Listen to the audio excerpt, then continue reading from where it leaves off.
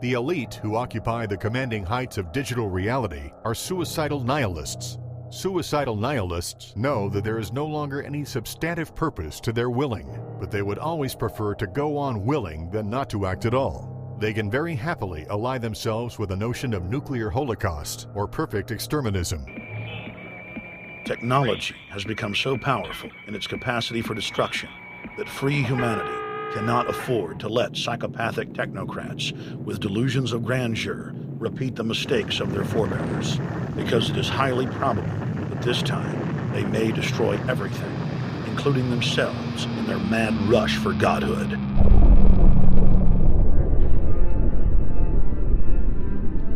In this film, we have chronicled the Overlord's bloody orgy of experimentation, which already claimed the lives of more than 150 million people in the 20th century.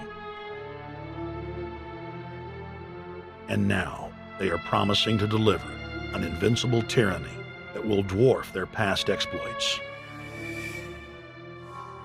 In the days of World War II, there were sovereign nations and armies to stand against Hitler's final solution. Once world government is in place, no one will be able to stop the New World Order's plans for global population reduction. For those immune to psychological programming, hundreds of FEMA camps have already been built throughout the United States. In their quest for population reduction, no method is off the table. These dark builders intend to release a string of man-made bioweapons plagues, each one worse than the last, while at the same time expanding the police state to enforce an orderly extermination of the population, all in the name of fighting invisible terrorists. And the Georgia Guidestones stand today as a cold testament to the elite's sacred mission. To have a two-class system where the underclass are forced to live as slaves in tiny enclosed cities, while the elite enjoy the land of the earth, evolve into superhumans with the aid of advanced implantable technologies, live eternal lives, and travel throughout the cosmos. This is the promise given to the inner members of the New World Order and the agenda of the Bilderberg Group.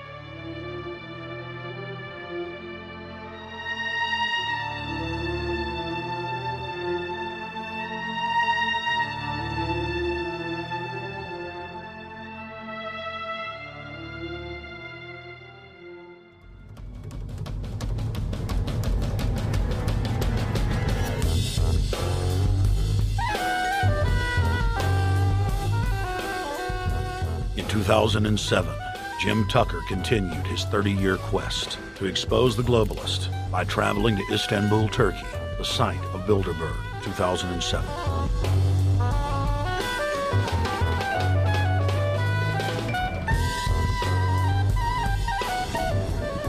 Jim Tucker, thank you for coming on, my friend. It's always fun.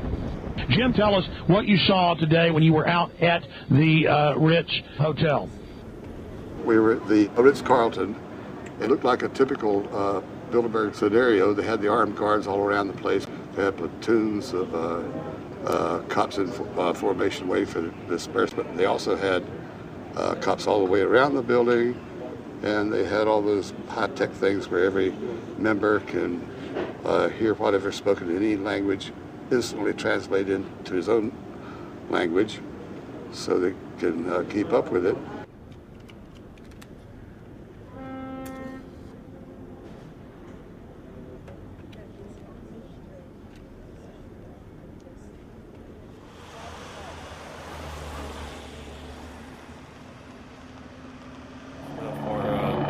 Spotlight then, I'm doing the same thing for American Free Press.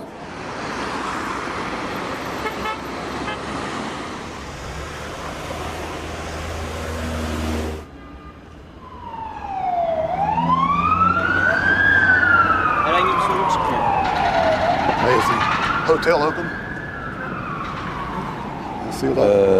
Çünkü İngilizce bilen var mı? Ben bilmediğim için. Let's just ask him directly.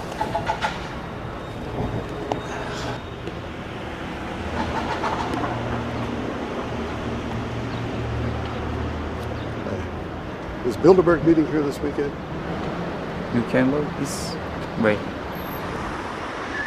We had my two personal cops following me today.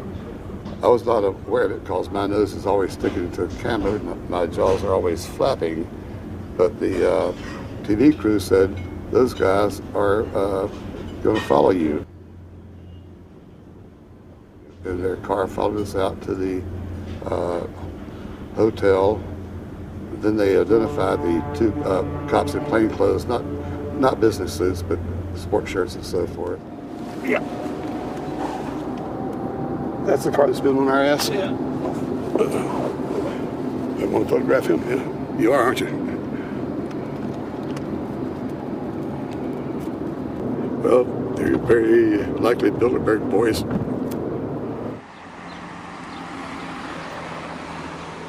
John Elkin, owner of Fiat and a fellow Bilderberger, thought that they could take a stroll off the grounds without being noticed by the commoners. I was thinking about that.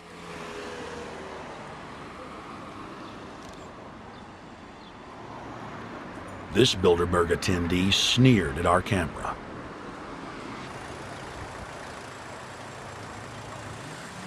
This carload of kingpins gave the media a murderous look and seemed shocked that they would dare point a camera in their direction.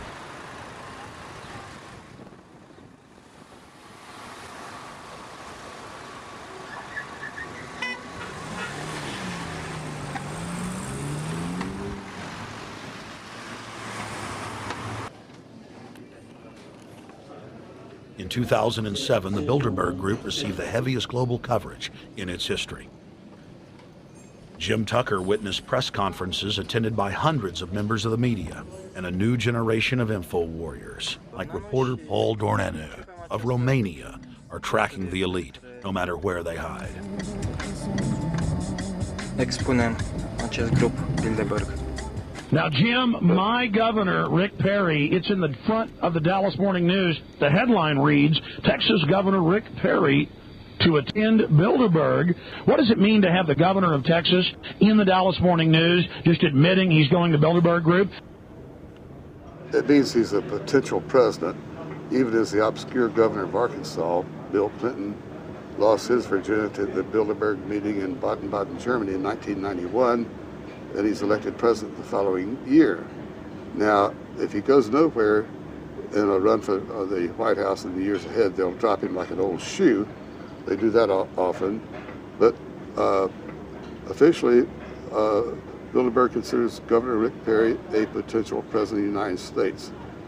Yes, it's a violation of the Logan Act, for which Bill Clinton's White House was fined $300,000, which means the taxpayers paid it. When Perry returned to Texas from Istanbul, we were determined to hold him accountable for his treasonous actions.